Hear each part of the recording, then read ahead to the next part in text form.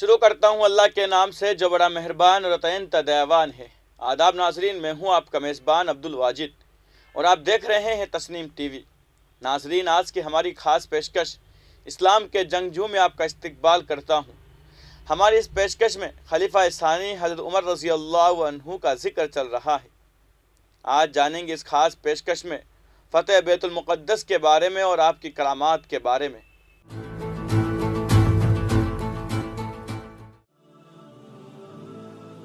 فتوحات عراق کی طرح شام اور روم کے فتوحات کا حال بھی ہے۔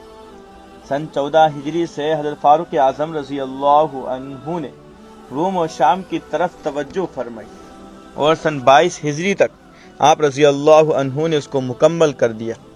تائید غیبی کے عجیب و غریب واقعات روز مرہ ان فتوحات میں بھی رونما ہوتے رہے۔ بعض مقامات میں لڑنا پڑا اور بعض مقامات بغیر لڑائی کے قبضے میں آ گئے۔ بیت المقدس بغیر لڑائی کے اس طرح قبضے میں آیا کہ وہاں عیسائیوں اور یہودیوں کے علماء نے کہا کہ عمرو بن عاص رضی اللہ عنہ بیت المقدس کو فتح نہیں کر سکتے، کیونکہ فاتح بیت المقدس کا حلیہ ہماری کتابوں میں لکھا ہوا ہے جو عمرو بن عاص رضی اللہ عنہ پر منطبق نہیں ہوتا۔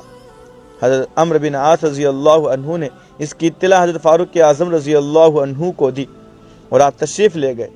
جس وقت آپ بیت المقدس پہنچے اور آپ رضی اللہ عنہ کو ان لوگوں نے دیکھا تو فوراً دروازہ کھول دیا اور کہا کہ یہی ہے وہ جن کا حلیہ ہماری کتابوں میں لکھا ہوا ہے۔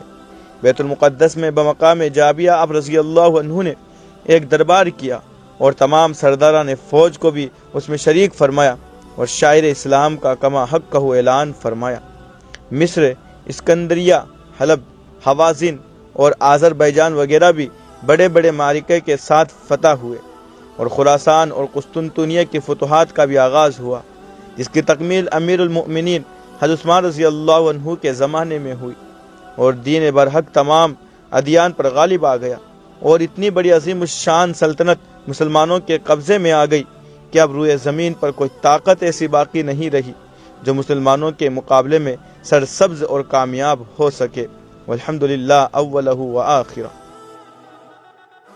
احادیث نبیہ میں حضرت فاروق اعظم رضی اللہ عنہ کے لیے جس طرح اور کمالات بیان فرمائے گئے ہیں، اسی طرح آپ رضی اللہ عنہ کا صاحب خوارق عادت ہونا ارشاد فرمایا گیا ہے۔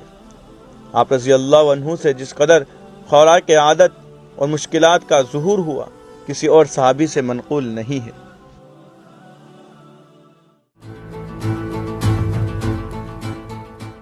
سب سے بڑی کرامات آپ رضی اللہ عنہ کی وہ عظیم الشان فتوحات ہے جو نہایت قلیل المدت اور بالکل بے سر و سامانی کی حالت میں حاصل ہوئی۔ ان کا مجمل تذکرہ ابھی بیان ہوا۔ اس کے بعد آپ کے اسلامی خدمات ہیں جن کا ظہور آپ رضی اللہ عنہ سے ہوا۔ آپ رضی اللہ عنہ کی فوج کے لیے جو غیبی تعداد کے واقعات پیش آئے وہ بھی آپ ہی کی کرامات میں شمار کیے جائیں گے، مگر اس مقام پر صرف چند امور مثال کے طور پر بیان کیے جائیں گے۔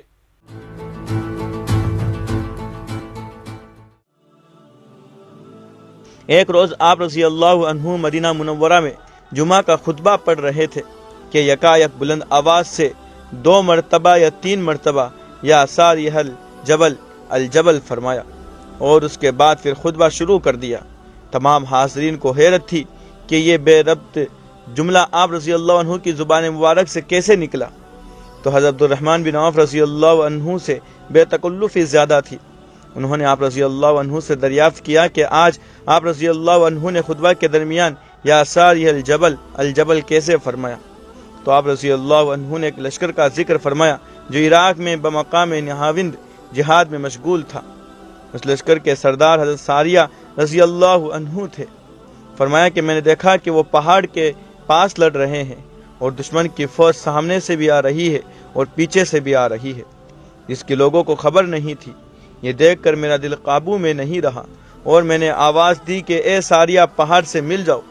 تھوڑے دنوں کے بعد جب ساریہ کا قاصد آیا تو اس نے سارا واقعہ بیان کیا کہ ہم لوگ لڑائی میں مشغول تھے کہ یکایک آواز آئی کہ یا ساریہ الجبل الجبل۔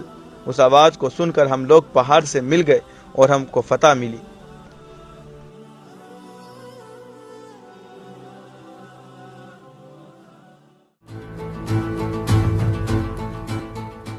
آج کی اس خاص پیشکش میں بس اتنا ہی، اگلے ایپیسوڈ میں پھر حاضر ہوں گے۔